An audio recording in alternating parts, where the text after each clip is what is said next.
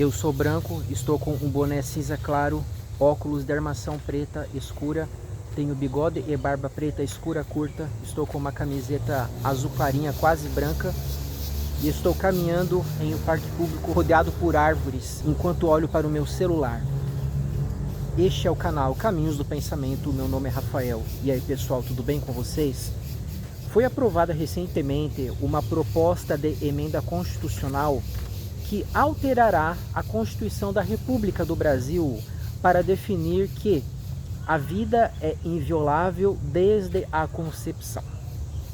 E muitas pessoas estão alardeando que isso impedirá a realização de abortos, mesmo nos casos atualmente permitidos pelo direito, né? Que são 3.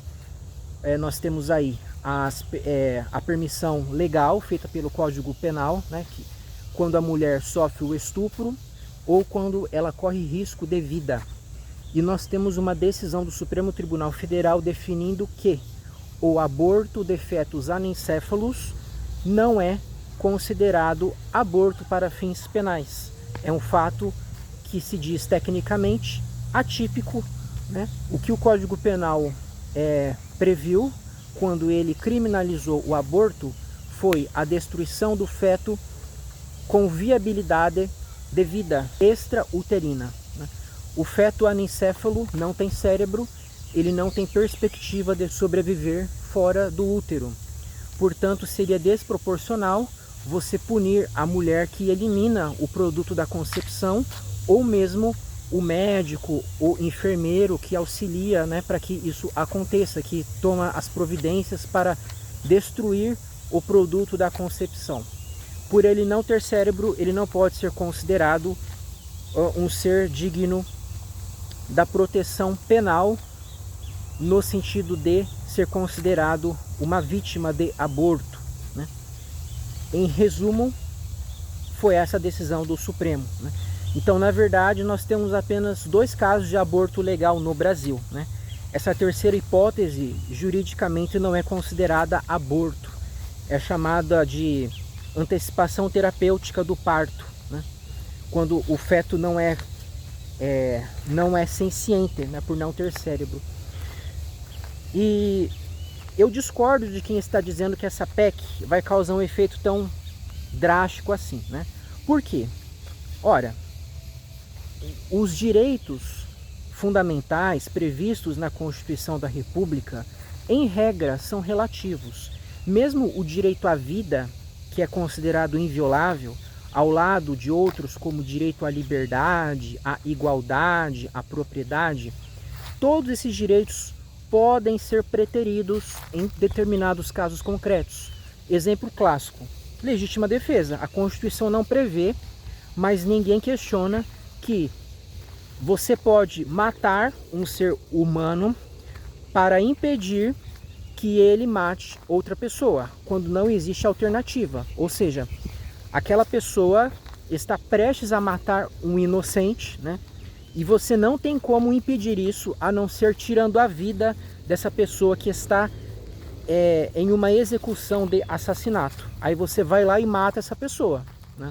Isso não é crime, mesmo a Constituição dizendo que a vida é inviolável, inclusive a vida de quem quer matar outro, né? Mas diante de casos concretos em que nós temos ali 2 bens jurídicos em perigo, a gente tem que fazer um sopesamento. Qual bem é mais valioso aqui, né?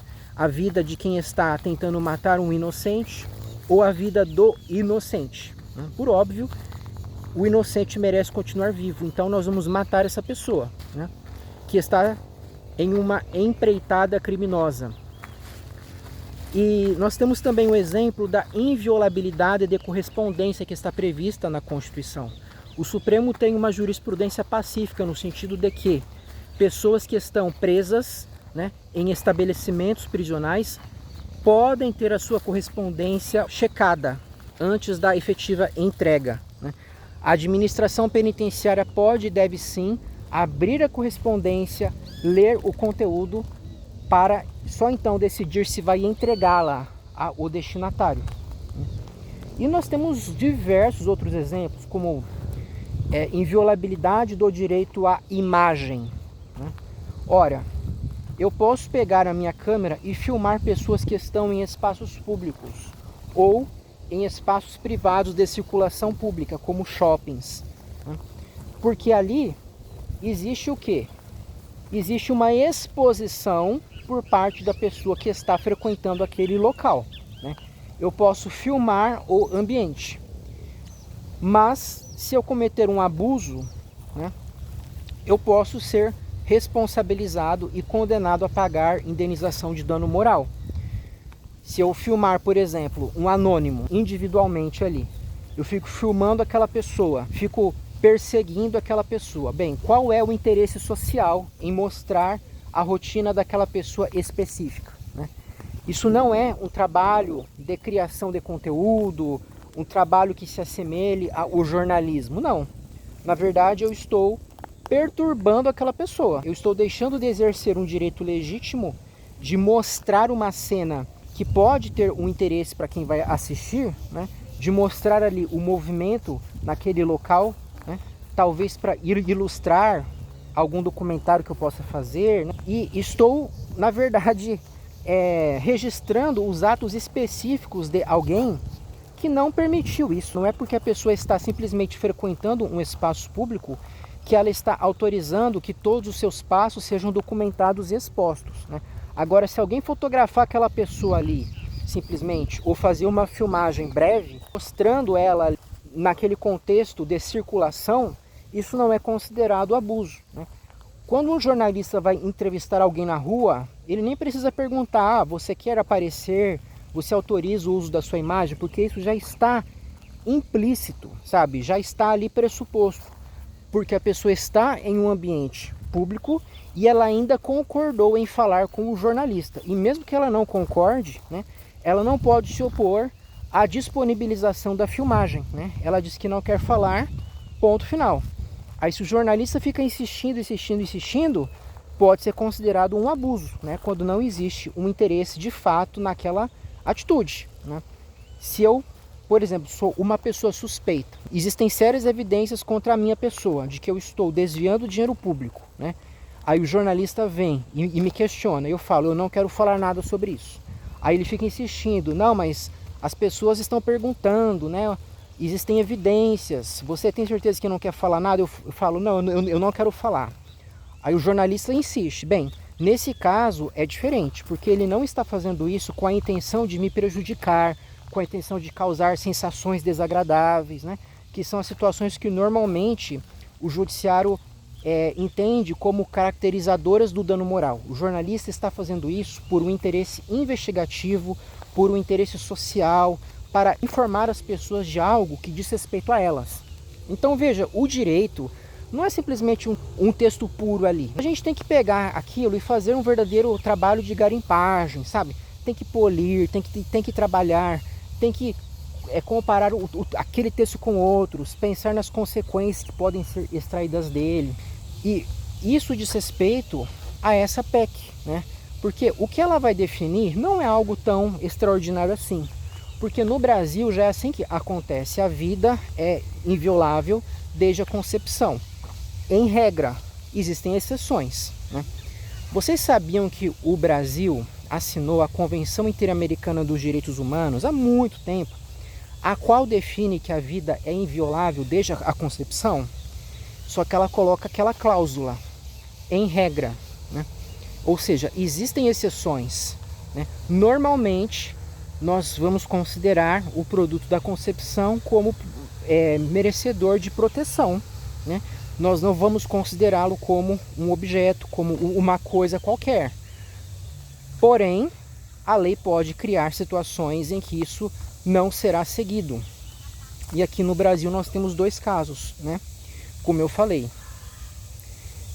Aliás, se a gente pensar na vida apenas, não na ciência, mas o fenômeno biológico, vida, então a gente tem que considerar também a destruição do feto anencefalo como uma exceção dessa proteção, né?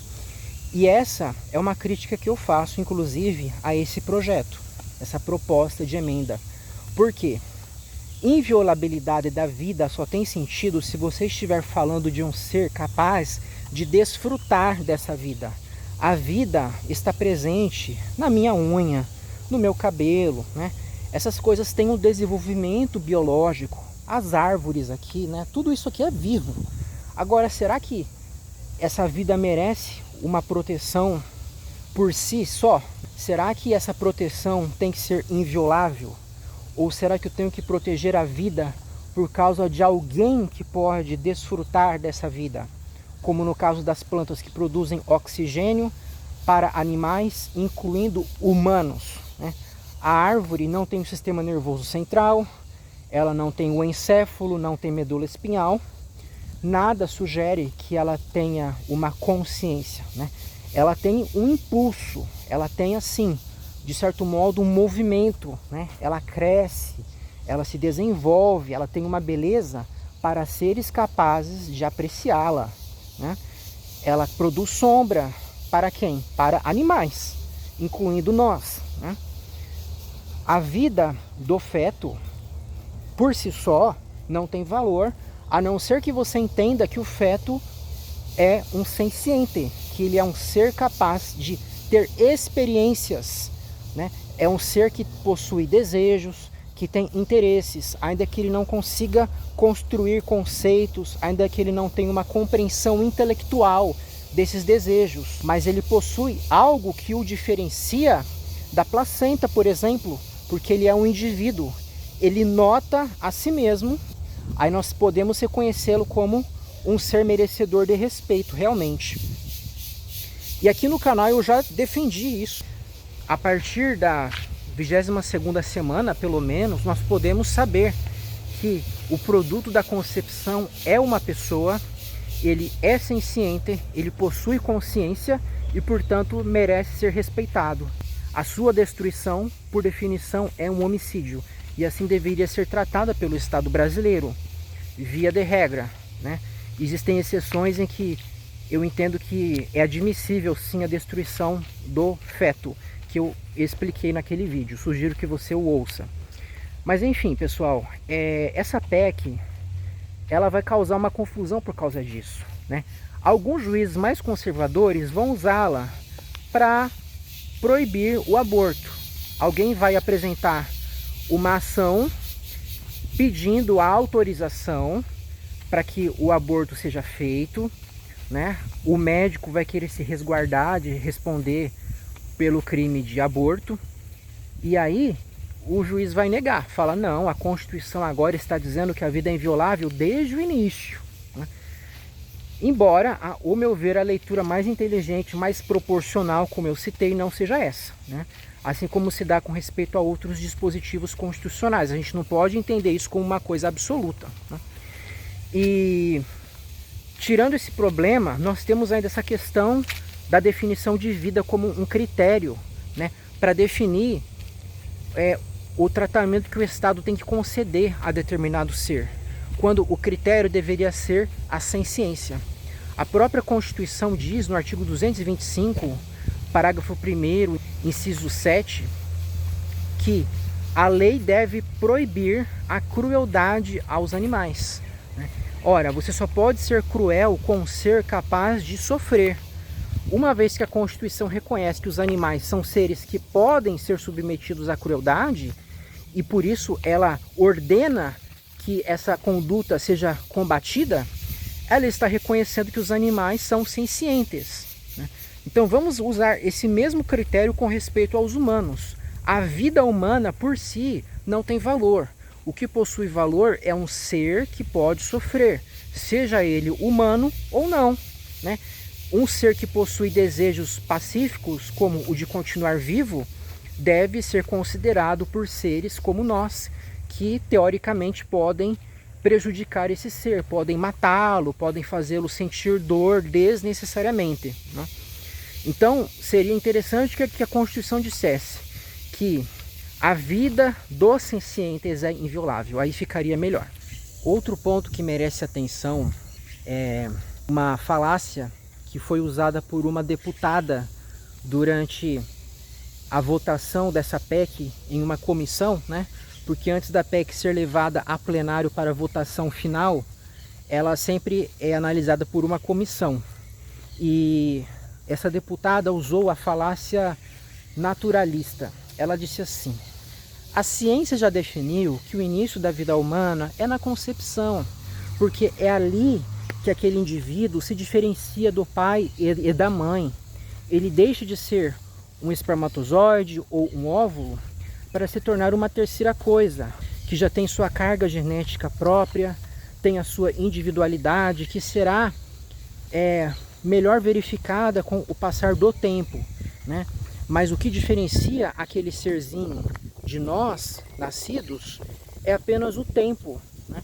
Se você deixá-lo se desenvolver, ele mostrará aquilo que ele já é na sua constituição, na sua receita. Eu estou aqui colocando com as minhas palavras, né? Estou até fortalecendo o argumento dela, porque eu já ouvi isso muitas vezes. Então estou aqui juntando variados argumentos nessa mesma direção, dizendo realmente que pelo fato de a ciência definir uma coisa, a lei deve acompanhar, então, né, e dizer que a vida deve ser protegida desde o início. Não faz sentido você protegê-la a partir da 22ª semana, muito menos a partir do nascimento, né, mas tem que ser desde o começo. Então, o problema desse argumento é que ele está pegando um fato natural para extrair um dever ser a partir disso, né? Ora, o direito e a biologia são ciências distintas. A gente observa a natureza, a gente observa os corpos dos seres vivos, os seus desenvolvimentos, para saber o modo como a natureza se comporta, beleza. Agora, você tentar basear a lei sobre a natureza não tem cabimento. Sabe por quê? O direito é um conjunto de normas que regula a sociedade. Ora, não é pelo simples fato de haver uma naturalidade que as relações humanas devem seguir essa naturalidade, reproduzindo-a como se fosse uma norma entre nós. Nós não podemos simplesmente normatizar um fato biológico. A norma se destina a solucionar conflitos entre os seres e não a repetir ou fazer como que um simulacro da natureza entre os seres humanos, criando ou maximizando conflitos, que é exatamente o que essa PEC vai fazer se ela for interpretada da pior forma, né? Se ela for usada realmente para impedir qualquer tipo de destruição de embriões ou mesmo de fetos no Brasil. Sim, a ciência definiu que a partir da concepção você tem um ser humano ali. Isso nos inspira então a considerar que, uma vez que seres humanos merecem proteção individual, você deve proteger individualmente o produto da concepção desde o início. Porém, a mesma ciência diz que a ciência não começa ali. A ciência tem início várias semanas depois. Eu estou colocando as referências disso aí na descrição do vídeo, né? Então, uma vez que nós ainda não temos uma pessoa de fato ali, nós temos um ser humano atual, concreto, mas que ainda não se individualizou no sentido psicológico.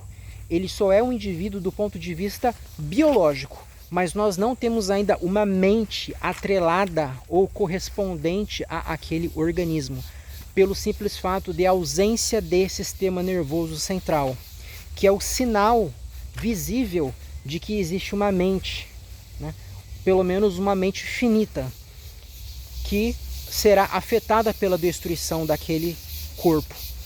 Portanto, a própria ciência nos dá a ferramenta para entender que não faz sentido você proteger de forma absoluta aquele ser.